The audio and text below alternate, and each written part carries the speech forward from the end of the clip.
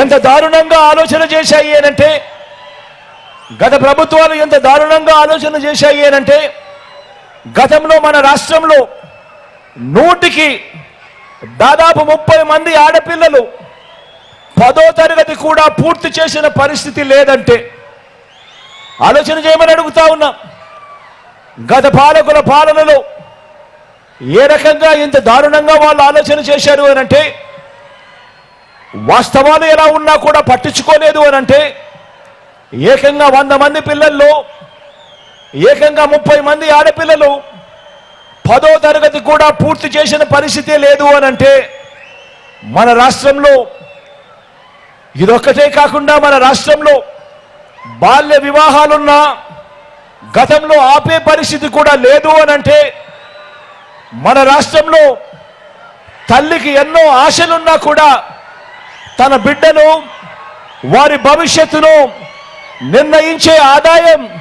ఆ తల్లుల చేతుల్లో లేదు అనంటే, మరి ఇలాంటి పరిస్థితులు ఉన్నా కూడా పాలకులు పట్టించుకోలేదు అనంటే, మరి అలాంటి పాలకులు ఉన్నా ఒకటే లేకపోయినా ఒకటే కాదా అని అడుగుతా ఉన్నాను మీ అందరితో కూడా.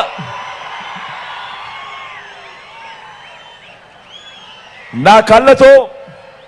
నా పాదయాత్రలో చూసిన ఇంకో విషయం కూడా చెబుతా. మన వ్యవసాయంలో, మన పంటలు పండించడంలో, మనం కొనే పూల నుంచి తినే కూరగాయల దాకా, వరి నుంచి తృణధాన్యాల దాకా, మనం అన్నం తింటున్నప్పుడు ప్రతి గింజ మీద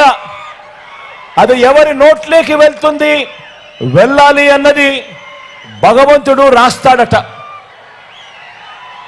మరి ఆ గింజను పండించడంలో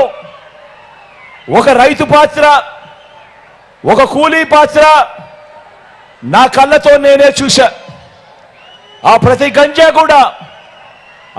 గింజ కూడా పండించడంలో ఆ కూలీల్లో నా అక్క చెల్లెమ్మల పాత్ర ఎంత ఉందో నా కళ్ళ